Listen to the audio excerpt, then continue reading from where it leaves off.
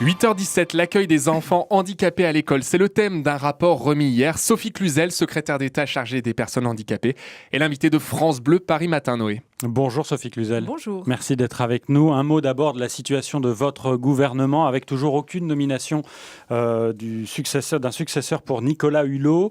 Le séminaire de rentrée du gouvernement qui est reporté. Comment qualifiez-vous cette situation au sommet de l'État ? C'est sûr que c'est préoccupant. D'abord triste parce que Nicolas Hulot était quelqu'un de formidable, avec qui j'avais pas mal travaillé. Donc quand on perd un collègue au gouvernement, on est toujours triste. Ceci dit, moi qui suis issue de la société civile aussi, comme ministre, je peux comprendre, puisque c'était un homme de conviction, comme je le suis, un militant. Et c'est vrai que c'est difficile quand on est impatient, que l'exécution, là, parce que l'art de la politique, bien sûr, c'est de décider, mais pas que, c'est aussi d'exécuter. Et c'est vrai que quelquefois, ça prend du temps, l'exécution. Le temps politique est un temps plus long. Oui, le temps politique, le temps administratif, pour que ça touche vraiment le français, pour que le changement touche le français, ça prend du temps. Mais je pense que c'est en faisant des petites victoires aussi qu'on y arrive à changer la donne. Donc j'ai bon espoir que, en tout cas, moi, je suis totalement déterminée justement à pouvoir mener cette politique de grandes réformes que nous faisons. Et je dis aux Français, oui, ça prend du temps, mais les changements sont là. Si, en cas de remaniement, on vous proposait d'être ministre de l'écologie ? Je pense que l'écologie, il y a des gens qui sont beaucoup plus qualifiés que moi, mais voilà, moi je suis ouverte à tout, mais bien sûr, j'ai beaucoup de choses encore à faire. Je pense que le handicap est le fer de lance d'une grande transformation sociétale. C'est une possibilité du vivre ensemble, de transformer notre société vers une société inclusive. Donc nous avons beaucoup à faire. Parlons d'autonomie, parlons de dépendance. Oui, nous avons un grand chantier sur le handicap et plus largement sur la société inclusive. Donc encore beaucoup de choses à faire. Sophie Cluzel, votre actualité, c'est justement ce rapport qui vous a été remis hier sur l'accueil des enfants handicapés. Je vous propose de commencer justement par écouter cette maman. C'est nébuleux, le handicap. Ma fille, elle a 13 ans. Il m'a fallu 10 ans pour savoir qu'il y avait des dentistes qui étaient spécialisés pour pouvoir traiter des enfants handicapés. Donc il faut les accompagnements qui vont, mais il faut aussi l'accès à l'information. Question concrète sur France Bleu Paris ce matin. Sophie Cluzel, secrétaire d'État aux personnes handicapées. Que répondez-vous à cette maman ? Je réponds qu'elle a raison. C'est un maquis, on voit bien. Donc c'est bien pour ça que nous allons nous atteler à simplifier la vie des personnes handicapées. D'abord dans l'accès aux droits. Cette maman, elle l'a très bien dit. Accès à l'information, accès aux droits. C'est tout bête, mais c'est tout bête, mais c'est comme ça. Et qu'est-ce qui va changer demain ? Alors demain, ce qui va changer, c'est d'abord qu'on fait la rentrée des tout-petits, puisque c'était l'objet du rapport de Sylviane Jean-Pinot que nous avions mandaté avec Agnès Buzyn pour prendre en compte vraiment que tout passe par les tout-petits. Donc c'est ouvrir les crèches, travailler sur le droit commun, c'est-à-dire c'est la réponse de proximité pour les familles. Il faut que le rythme de la fratrie, de la famille, soit le plus normal possible. Ça veut dire que ça n'était pas le cas aujourd'hui ? Non, il y avait encore des problématiques. Je ne sais pas faire, les professionnels se sentent mal formés. Manque de moyens. C'est pas tellement les moyens, c'est surtout qu'en fait, il faut qu'on arrive à dire maintenant, la solution, elle est à la crèche de proximité, elle est à l'école, il faut qu'on change complètement le paradigme. C'est-à-dire qu'il faut qu'on dise que les professionnels doivent accompagner l'enfant là où la famille veut qu'il soit. À la crèche des tout-petits, hier, on était donc en visite sur le terrain, 1/3 d'enfants handicapés.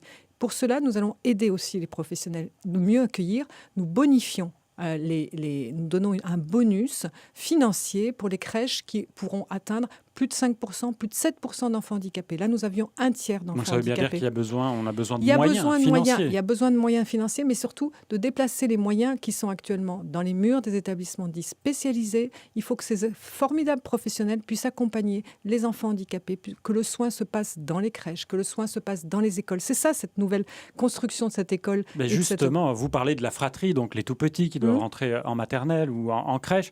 Il y a les accompagnateurs d'enfants handicapés dans les écoles. Ils ne sont pas assez nombreux et il y a parfois des difficultés dans des classes puisqu'il n'y a pas assez d'accompagnateurs. Qu'est-ce qui va changer en cette rentrée ? Alors déjà, ce qui change, c'est que cette rentrée, elle a été beaucoup mieux préparée que la rentrée prochaine. Nous avons anticipé que la rentrée précédente. Nous avons anticipé cette rentrée de façon très active avec les services et de l'éducation nationale et de ces fameuses maisons départementales des personnes handicapées qui évaluent les besoins des enfants. Nous avons 340 000 élèves en situation de handicap, de la maternelle jusqu'au lycée BTS. Donc une augmentation presque de 6% chaque année. Il n'y a pas un accompagnateur par enfant ? Sur 340 000 élèves, il y en a la moitié. 175 000 élèves ont besoin d'être accompagnés. Ces élèves, ils ont vraiment besoin d'être bien accompagnés par des accompagnants professionnels, pérenne, stable, qui reste auprès d'eux. Mais aujourd'hui, tout repose un peu sur cette demande d'accompagnant. Alors avec Jean-Michel Blanquer, on change la donne. Cette école inclusive, on forme les enseignants, on met une plateforme de ressources numériques, on met des enseignants spécialisés ressources, plus de 102 postes qui sont créés, un par département, pour accompagner les enseignants. Et cette rentrée, elle a été mieux préparée. Pourquoi ? Parce qu'on a donné les moyens budgétaires beaucoup plus tôt aux différentes inspections pour qu'elles puissent faire les recrutements de ces accompagnants qui sont très importants. L'objectif à terme, c'est d'arriver à combien d'accompagnateurs ? Ce n'est pas un combien d'accompagnateurs. L'objectif à terme, c'est de réaliser vraiment un parcours scolaire de qualité. C'est de former les enseignants pour que cette différence dans la pédagogie différenciée puisse être vraiment travaillée en amont avec les élèves et surtout pour ouvrir complètement cette école vers la formation, vers la formation professionnelle et après vers l'emploi, bien sûr. Alors justement, Sophie Cluzel, vous avez parlé de l'accompagnement des tout-petits, des plus grands à l'école. Il y a également les parents d'enfants handicapés. À quand une meilleure sensibilisation des employeurs pour notamment permettre un aménagement du temps de travail des parents ? Alors, ça, c'est un vrai sujet. J'étais hier au MEDEF, à l'université d'été. Les aidants, parce qu'ils deviennent aidants, ces parents. Ils sont aidants familiaux, ils s'occupent soit de leurs enfants handicapés, soit de leurs parents. C'est un vrai sujet, plus de 8 millions d'aidants sur la France. Les entreprises commencent à s'en emparer, les DRH commencent à s'en emparer pour pouvoir adapter les temps de travail. C'est très variable. Les grands groupes qui ont les moyens, qui ont des missions justement d'accompagnement le font très bien. Là-dessus, vous prenez des mesures ? Là-dessus, nous avons déjà pris des mesures. Par exemple, les dons de RTT entre collègues pour que les parents justement puissent souffler, puissent s'occuper. Parce que c'est vrai que le handicap nécessite beaucoup de choses pour les parents. J'en suis très consciente. Je suis moi-même parent. Je sais que c'est un long parcours de combattant, d'accompagnement. Ce que nous voulons faire aussi avec le rapport qui nous a été remis, c'est simplifier l'accès aux droits, renverser la preuve.